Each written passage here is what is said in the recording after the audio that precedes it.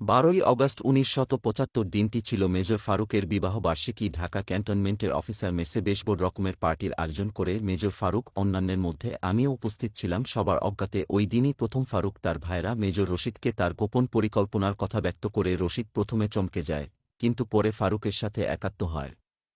বলা যেতে পারে ফারুকের প্রস্তাব কিছুটা বাধ্য হয়েই তাকে গ্রহণ করতে হয়। ফারুকের ভাষ্য অনুযায়ী, আমি যখন রশিদকে প্রস্তাব দেই তখন কিছুটা চমকে উঠলেও যখন তাকে বলি, দেখ রশিদ, আমি ঘটনা ঘটাতে যাচ্ছি, মরি আর বাঁচি, তখন ধরা পড়লে আমি তোমার নাম বলবই, কারণ তোমার সাথে এ নিয়ে কথা বলেছি। অতএব ভালো হয় যদি তুমিও যোগ দাও তোমার ইউনিট নিয়ে, তাহলে সাফল্য নিশ্চিত হবে। পার্টি শেষে অনেকক্ষণ তাদের মধ্যে আলোচনা হয়। রশিদের কথা ছিল, এ কাজে আরও কিছু অফিসার দরকার এবং তা গ্রহণ করতে হবে। ফারুক তাতে রাজি হয়। সরকার উৎখাত অপারেশন পরিকল্পনার পুরো দায়িত্বভার মেজর ফারুকের হাতে থাকে এবং রাজনৈতিক দিক মেজর রশিদের ওপর ছেড়ে দেয়া হয়। এটা অবশ্য মেজর ফারুকের ভাষ্য।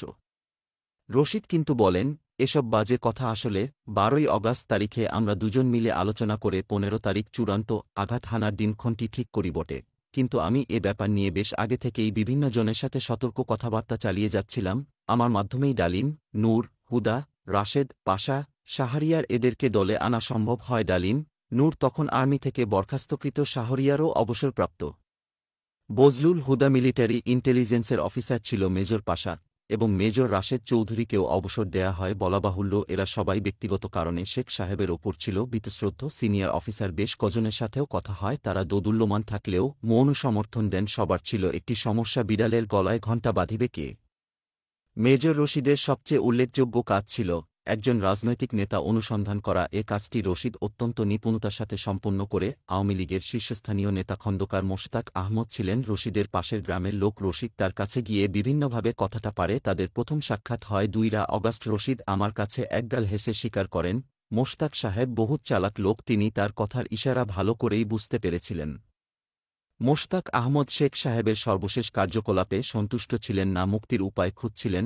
অতএব রশিদ তার সাথে কথাবার্তা বলে সহজেই বুঝতে পারে প্রয়োজন মুহূর্তে এই বুড়োকে ব্যবহার করা যাবে। অবশ্য রশিদ শুধু মোশতাক নয়, অগাস্টের আগে থেকে আরও কজন আওয়ামী লীগ নেতার সাথে এ নিয়ে কৌশলে আলাপ করে। তাদের অনেকেই শেখ সাহেবের সর্বশেষ রাজনৈতিক গতিপ্রকৃতি নিয়ে সন্তুষ্ট ছিলেন না। জনাব তাজউদ্দিন তাদের অন্যতম।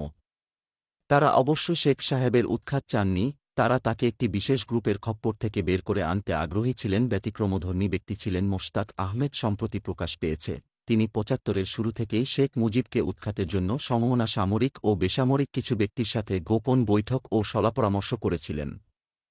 তথ্যসূত্র 3টি সেনা অভ্যুত্থান ও কিছু না বলা কথা। লেখক লে কর্নেল অবসরপ্রাপ্ত এম.এ. হামিদ।